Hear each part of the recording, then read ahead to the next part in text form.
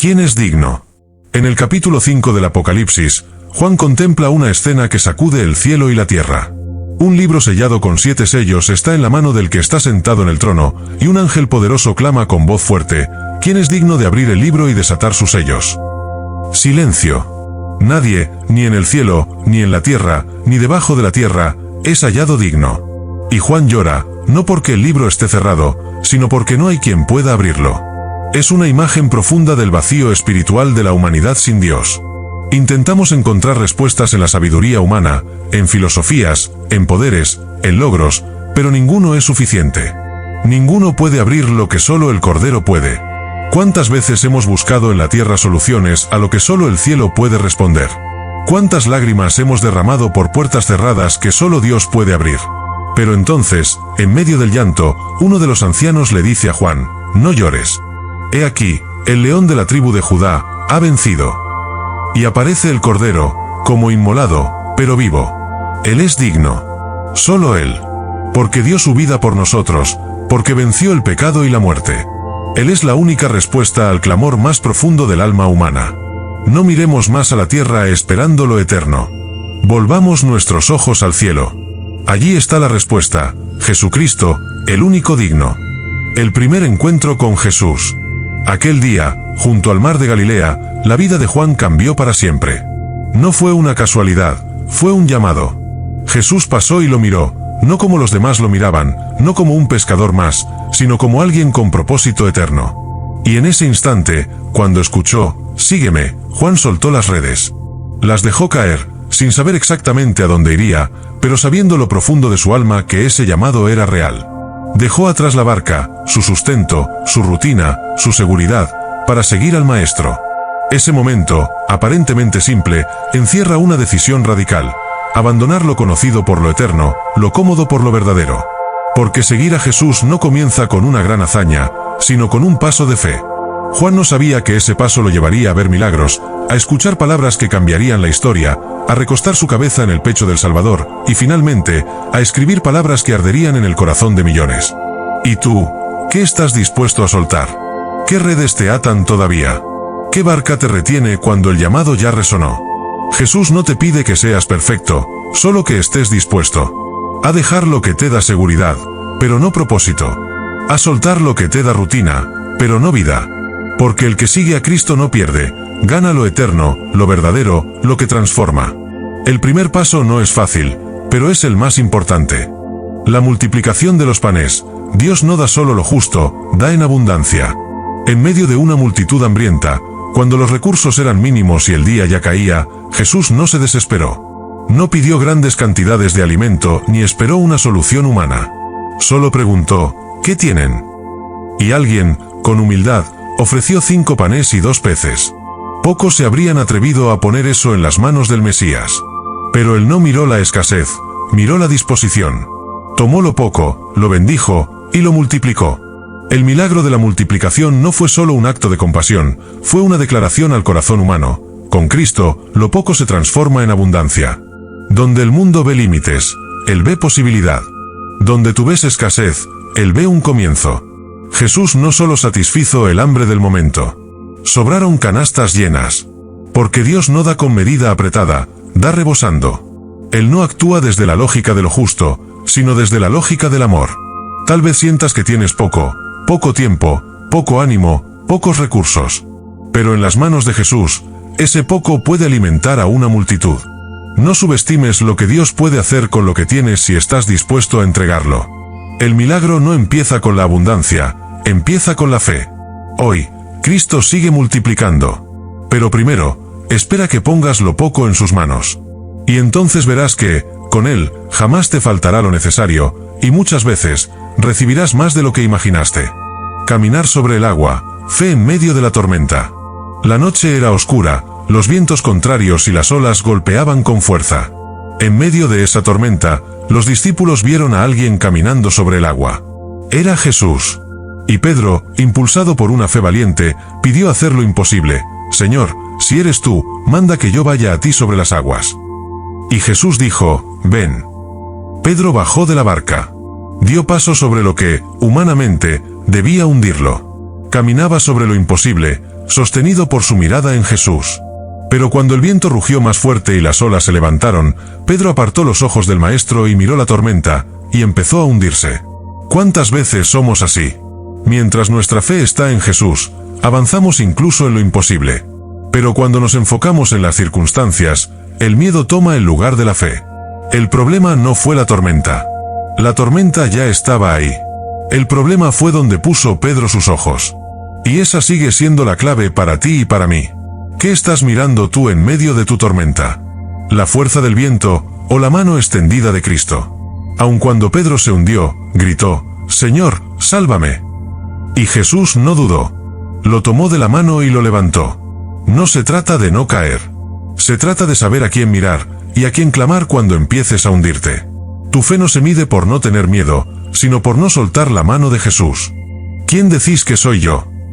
Jesús miró a sus discípulos y les lanzó una pregunta que atraviesa los siglos, una pregunta que no solo les hablaba a ellos, sino que también te habla a ti hoy. ¿Quién decís que soy yo? Muchos tenían respuestas. Algunos decían que era Elías.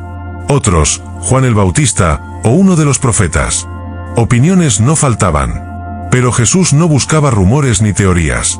Buscaba una confesión personal. ¿Y tú, quién dices que soy yo? Pedro, con el corazón encendido por la revelación, respondió, «Tú eres el Cristo, el Hijo del Dios viviente». No lo dijo solo con la boca, lo dijo desde lo profundo del alma. Fue más que una respuesta, fue una declaración de identidad, de fe y de entrega. ¿Y tú, quién dices que es Jesús? No importa lo que diga la sociedad, los libros, las noticias o la cultura. Lo que realmente transforma tu vida es lo que tú crees en lo íntimo del corazón. ¿Es solo un maestro más? ¿Una figura histórica? ¿O es el Salvador que vino a encontrarte en tu peor momento? Tu respuesta no cambia quién es Él, pero sí revela quién eres tú y a quién has decidido seguir. Esa pregunta sigue viva. Es personal, directa, urgente. No se responde con palabras bonitas, sino con una vida entregada. ¿Quién es Jesús para ti, cuando todo se derrumba? ¿Quién es Jesús para ti, cuando estás solo, cuando nadie más escucha? La forma en que respondas lo cambiará todo. La transfiguración, vislumbrar el cielo desde la tierra. Juan subió al monte con Jesús sin saber que estaba a punto de ver lo imposible. En un instante, lo común fue roto por lo eterno. Jesús resplandeció con una gloria que no pertenecía a este mundo. Su rostro brilló como el sol, su ropa se volvió blanca como la luz, y Moisés y Elías aparecieron, hablando con él. Fue un momento fuera del tiempo. Una ventana al cielo. Una señal clara de que Jesús no era solo un maestro, sino el Hijo glorificado del Dios viviente. Juan, Pedro y Jacobo quedaron asombrados. ¿Cómo volver a la normalidad después de ver algo así? ¿Cómo seguir caminando por los mismos caminos sabiendo que, detrás del velo, existe una gloria tan real? Dios, en su amor, a veces nos da momentos de claridad. Momentos donde sentimos su presencia, donde entendemos aunque sea un poco más de su grandeza. Son instantes que marcan nuestra historia, que fortalecen nuestra fe, que nos recuerdan que esto no es todo, que hay más. Mucho más. Pero esos momentos no son para quedarse en la montaña. Son para regresar al valle con los ojos cambiados, el corazón encendido y la certeza de que el cielo no está tan lejos cuando Jesús está cerca. Juan lo vio, y nunca volvió a ser el mismo. ¿Y tú? ¿Qué harías si Dios te permitiera vislumbrar el cielo, por solo un segundo? Buscar gloria sin entender el reino. Juan y su hermano Santiago se acercaron a Jesús con una petición atrevida. «Maestro, queremos que nos conceda sentarnos uno a tu derecha y otro a tu izquierda cuando estés en tu gloria». Querían estar cerca, sí, pero también querían los lugares más altos. Querían honor, posición, reconocimiento. Pero Jesús, con la paciencia de quien conoce el corazón, no los reprendió. Les habló con verdad. «Pueden beber del mismo vaso que yo beberé, pueden cargar con el dolor que yo cargaré». Ellos dijeron que sí, sin entender aún el precio. Así somos a veces nosotros. Queremos la corona, pero no la cruz. Queremos el aplauso, pero no el sacrificio. Jesús les enseñó que el reino no se trata de subir, sino de bajar. No se trata de ser servido, sino de servir. En su reino, el más grande es el que se hace pequeño por amor. No hay tronos construidos sobre el orgullo, sino sobre la entrega. Juan, con el tiempo, lo entendió. Ese mismo joven que una vez pidió gloria, se convirtió en el discípulo que descansó sobre el pecho de Cristo, que se quedó junto a la cruz cuando todos huyeron, y que habló del amor más que de cualquier otra cosa. ¿Y tú? ¿Buscas a Dios por amor o por posición? ¿Quieres estar cerca de Él o solo ser visto por otros? Porque en el reino de Jesús, el corazón pesa más que la ambición. La lección del niño. Un día, mientras los discípulos discutían quién sería el mayor en el reino de los cielos, Jesús hizo algo inesperado. Llamó a un niño, lo puso en medio de ellos, y dijo: si no se vuelven como este pequeño, no entrarán en el reino. En ese momento, Jesús rompió todos los esquemas humanos. En un mundo donde se valoran los logros, los títulos, la influencia y el poder, Él señaló a un niño, alguien sin cargos, sin autoridad, sin importancia social, y dijo: así es como se entra al reino. El más grande no es el que domina, sino el que se vuelve pequeño. El que no presume, sino que confía. El que no busca aplausos, sino que ama. El que no levanta su voz para imponerse, sino que inclina su corazón para servir. ¿Y nosotros? ¿Cuántas veces nos medimos por lo que tenemos, por lo que sabemos, por lo que aparentamos? ¿Cuántas veces olvidamos que lo que realmente toca el corazón de Dios no es la grandeza exterior, sino la pequeñez interior? Dios no busca expertos. Busca humildes. No necesita campeones, sino corazones. No quiere que le impresionemos, quiere que confiemos. Porque solo quien se vuelve como un niño, puede ver al Padre con ojos limpios. Solo quien se rinde, puede ser levantado por Él. En el reino de Dios, el verdadero crecimiento comienza cuando aprendemos a volvernos pequeños. No sabes de qué espíritu eres. En un momento, cuando Jesús y sus discípulos pasaban por una aldea de samaritanos y no fueron recibidos, Juan, indignado, propuso algo radical: pedir que bajara fuego del cielo para destruirlos. En ese instante, Jesús lo reprendió severamente, diciéndole: no sabes de qué espíritu eres. Juan, uno de los discípulos más cercanos, estaba cegado por la ira, por el dolor de un rechazo. Pero Jesús le recordó que su misión no era destruir, sino salvar. El propósito de Cristo es redimir, no condenar. Él vino a sanar, no a herir. Vino a reconciliar, no a dividir. ¿Y nosotros? ¿Cuántas veces reaccionamos con ira cuando nos sentimos ofendidos o rechazados? ¿Cuántas veces, en lugar de responder con misericordia, respondemos con juicio? Jesús nos desafía a actuar con el espíritu del perdón, de la paciencia, del amor, no con el espíritu de condena o venganza. ¿Qué espíritu estamos siguiendo realmente? ¿El de Cristo, que abraza y perdona, que transforma el corazón, o el de la ira que destruye, que divide y que encierra? Es una pregunta que nos confronta profundamente. En cada acción, en cada palabra, debemos preguntarnos: ¿estoy reflejando el corazón de Jesús?